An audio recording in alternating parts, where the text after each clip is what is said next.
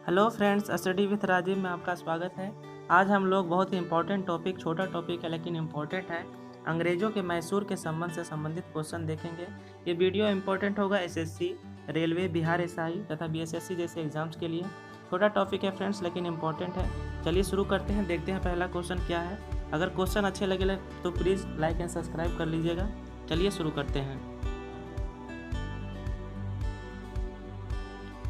पहला क्वेश्चन है, हैदर अली मैसूर का शासक कब बना था?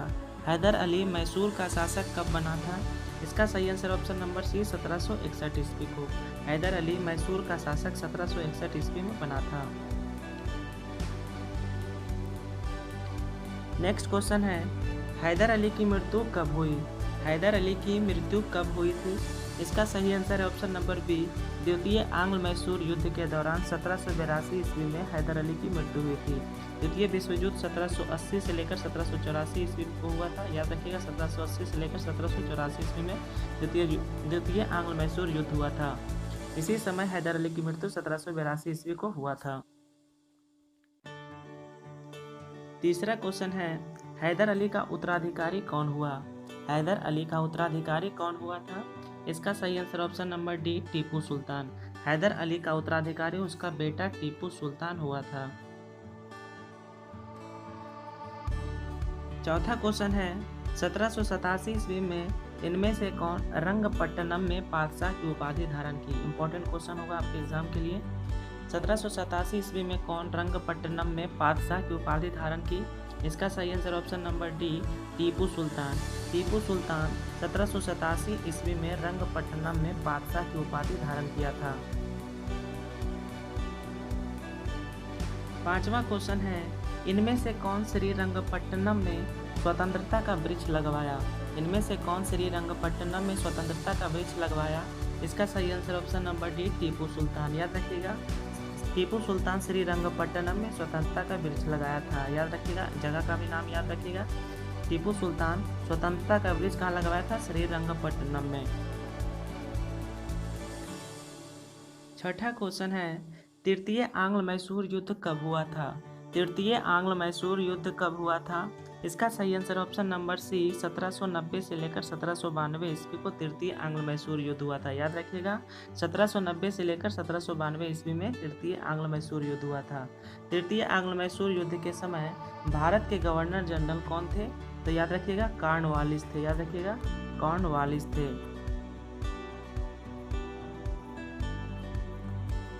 अगला क्वेश्चन देखते हैं। सातवां क्वेश्चन है, चतुर्थ आंग्ल मैसूर युद्ध जो कि 1799 ईस्वी को हुआ था, उस समय गवर्नर जनरल कौन था? चतुर्थ आंग्ल मैसूर युद्ध के दौरान गवर्नर जनरल कौन था? इसका सही answer option number B, Lord Wellesley. चतुर्थ आंग्ल मैसूर युद्ध के दौरान लॉर्ड वेलेस्ली भारत का गवर्नर जनरल था। याद रखिएगा, चतुर्थ आंग्ल मैसूर युद्ध 1799 ईस्वी को हुआ था। आठवां क्वेश्चन है, आंग्ल मैसूर युद्ध के समय अंग्रेजों की तरफ से कौन लड़ रहा था? आंग्ल मैसूर युद्ध के समय अंग्रेजों की तरफ से कौन लड़ रहा था? इसका सही answer option number D, Maratha तथा हैदराबाद के निजाम। याद रखिएगा, आंग्ल मैसूर युद्ध के दौरान मराठा, हैदराबाद के निजाम एवं अंग्रेजों की संयुक्त सेना मैसूर के खिलाफ लड़ रहा था। नेक्स्ट क्वेश्चन देखते हैं। नौवां क्वेश्चन है, टीपू सुल्तान की मृत्यु किस युद्ध के दौरान हुई? टीपू सुल्तान की मृत्यु किस युद्ध के दौरान हुई? इसका सही आंसर ऑप्शन नंबर डी, चतुर्थ आंग्ल मैसूर युद्ध के दौरान 1799 ईस्वी में टीपू सुल्तान की मृत्यु हुई थी। याद रखिएगा, टीपू सुल्तान की मृत्यु चतुर्थ आंग्ल मैसूर युद्ध के दौरान 1799 ईस्वी को हुआ था। 10वां क्वेश्चन है, शेर ए मैसूर किसे कहा जाता था? शेर ए मैसूर किसे कहा जाता था? इसका सही answer option number D, Tipu Sultan को। टीपू सुल्तान को ही शेर ए मैसूर कहा जाता था। याद रखिएगा, इंपॉर्टेंट होगा आपके एग्जाम के लिए। नेक्स्ट क्वेश्चन है, टीपू सुल्तान के राज्य के झंडे पर किसकी तस्वीर होती थी? टीपू सुल्तान के राज्य के झंडे पर किसकी तस्वीर होती थी? इसका सही आंसर ऑप्शन नंबर सी, शेर की। टीपू सुल्तान के राज्य के झंडे पर शेर की तस्वीर रहती थी। 12वां क्वेश्चन है बांडीवास का युद्ध कब हुआ। बांडीवास का युद्ध कब हुआ था? इसका सही आंसर ऑप्शन नंबर सी 1760 ईस्वी में। बांडीवास का युद्ध 1760 ईस्वी में हुआ था फ्रांसीसी सेना तथा अंग्रेजी सेना के बीच। याद रखिएगा, बांडीवास का युद्ध 1760 ईस्वी में फ्रांसीसी तथा अंग्रेजों के बीच हुआ था। 13वां क्वेश्चन है मद्रास की संधि किस युद्ध के दौरान हुई थी। मद्रास की संधि किस युद्ध के दौरान हुई थी? इसका सही आंसर ऑप्शन नंबर ए प्रथम आंग्ल मैसूर युद्ध के दौरान 1767 से लेकर जो कि 1769 के बीच हुआ था, उस समय मद्रास की संधि हुई थी। याद रखिएगा, प्रथम आंग्ल मैसूर युद्ध की समाप्ति मद्रास की संधि के तहत ही हुआ था और ये मद्रास की संधि 1769 ईस्वी को हुआ था। याद रखिएगा, मद्रास की संधि 1769 ईस्वी को हुआ था। 14वां क्वेश्चन है मंगलौर की संधि कब हुई थी। मंगलौर की संधि कब हुई थी? इसका सही आंसर ऑप्शन नंबर बी 1784 ईस्वी में। मंगलौर की संधि 1784 ईस्वी में हुआ था। इसी के तहत द्वितीय आंग्ल मैसूर युद्ध की समाप्ति हुई थी। याद रखिएगा, मंगलौर की संधि 1784 ईस्वी को हुआ था। मंगलौर की संधि के तहत ही द्वितीय आंग्ल मैसूर युद्ध की समाप्ति हुई थी। 15वां क्वेश्चन है बांडीवास के युद्ध के समय अंग्रेजों का नेतृत्व किसने किया था। बांडीवास के युद्ध के समय अंग्रेजों का नेतृत्व किसने किया था? इसका सही answer option number B sir Eyre Coote ने। बांडीवास का युद्ध जो कि 1760 ईस्वी को हुआ था फ्रांसीसी तथा अंग्रेजों के बीच, उस समय अंग्रेजों का नेतृत्व सर आयर कोट ने किया था तथा फ्रांसीसी सेना का नेतृत्व लाली ने किया था। बांडीवास के युद्ध में फ्रांसीसी की हार हुई थी तथा अंग्रेजों का विजय हुआ था।